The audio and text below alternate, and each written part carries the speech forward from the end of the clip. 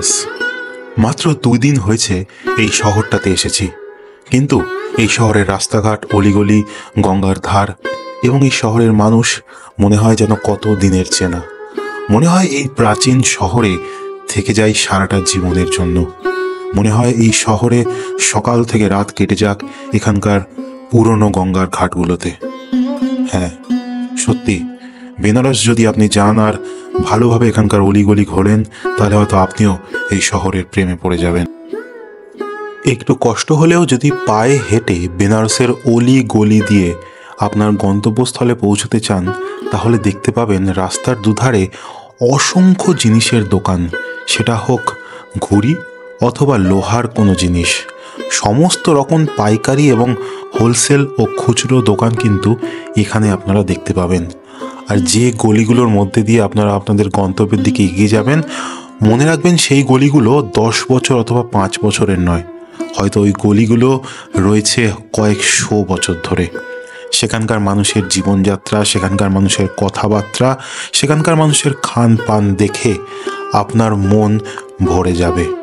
আর সেই ইতিহাস, বর্তমান এবং ভবিষ্যৎ যখন আপনার চোখের সামনে মিলেমিশে একাকার হয়ে যাবে, ঠিক তখনই আপনি ভালোবেসে ফেলবেন এই শহরটাকে।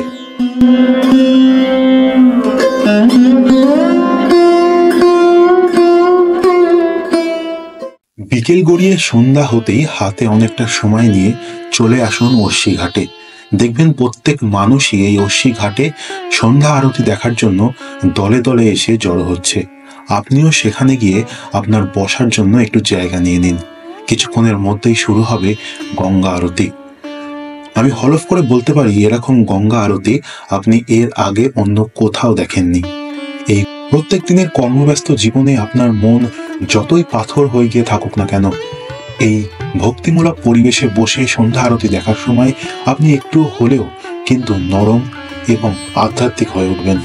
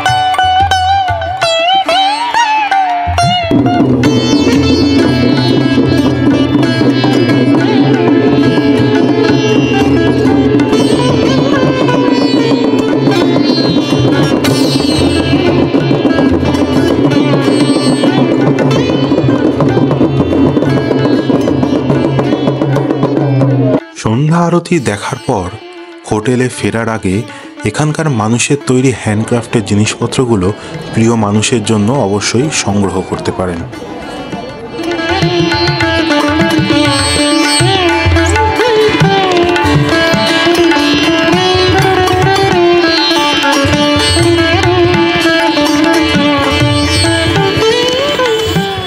অসম্ভব সুন্দর একটা সন্ধ্যা আরতি দেখলাম আজকে। মানে জাস্ট একদম সামনে থেকে এত ভালো একটা সন্ধ্যা আরতি দেখার এক্সপিরিয়েন্স কিন্তু এতদিন হচ্ছিল না। যেটা চাইছিলাম সেটা পাচ্ছিলাম না, কিন্তু অবশেষে পাওয়া গেল। বেনারসের একটা খুব গুরুত্বপূর্ণ বিষয়, বা আপনি যদি বেনারসে এসে পয়সা বাঁচাতে চান তাহলে একটা কাজ করতে পারেন, যে পায়ে হেঁটে কিন্তু আপনি অনেক জায়গায় ঘুরতে পারেন। 1.5 থেকে 2 কিলোমিটার অন্তর অন্তর একটা জিনিস, তাই পায়ে হেঁটে ঘোরাটা কিন্তু খুব একটা কঠিন বিষয় নয়। এবং যেটা পায়ে হাঁটলে সুবিধা হচ্ছে, আপনি অনেকটা টাকা কিন্তু সেভ করতে পারবেন, কারণ যেখানে টোটো বা অটোতে উঠলে কিন্তু প্রচুর দাম দর করতে হয়, সেইভাবে ফিক্সড রেট নেই, আর যাকে যা ইচ্ছা দাম বলে। তো এই মুহূর্তে আমরা যাচ্ছি হচ্ছে গদৌলিয়া মার্কেট, যেখানে প্রচুর জিনিসপত্র পাওয়া যায়। তো সেখানেই কিন্তু আমরা আমাদের বাড়ির জন্য আর কিছু বন্ধু বান্ধবদের জন্য কেনাকাটা করব। তো গদৌলিয়া মার্কেটে প্রচুর বেনারসি শাড়ি পাওয়া যায়, এছাড়া অনেক বিভিন্ন আইটেমস আছে। তো আপনারা যদি বেনারসে আসেন আর বাড়ির জন্য কেনাকাটা করেন অথবা নিজের জন্য কেনাকাটা করেন, জামা কাপড়, শাড়ি, বিশেষ করে বেনারসি শাড়ি মেয়েদের জন্য, তো তারা কিন্তু অবশ্যই এই গদৌলিয়া মার্কেটে আসতে পারেন, যেখানে কম টাকায় অনেক জিনিসপত্র পাওয়া যায়। তাহলে চলুন গদৌলিয়া মার্কেট যাওয়া যাক আর দেখা যাক সেখানে কি কি পাওয়া যায়।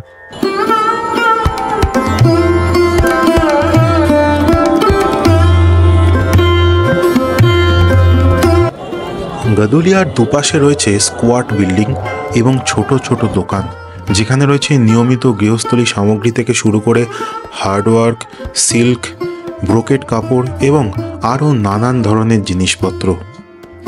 বাজারের অলি গলিতে মেরামত, খুচরো, বিলাসিতা, মুদি, এমনকি জন্ম থেকে মৃত্যু পর্যন্ত প্রয়োজনীয় সমস্ত জিনিসপত্রই কিন্তু পাওয়া যায়। এমনকি আপনি যদি কোনো কিছু কিনতেও না চান তাহলেও এই মার্কেটটা একবার ঘুরে দেখতে পারেন।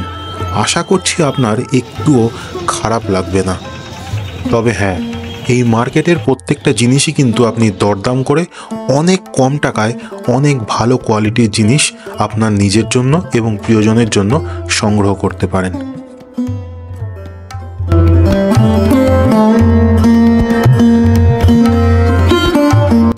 গাদুলিয়া মার্কেট ঘুরতে ঘুরতে হঠাৎই চোখে পড়ল ঘড়ির কাঁটা, আর দেখতে পেলাম প্রায় 9:30 বেজে গেছে।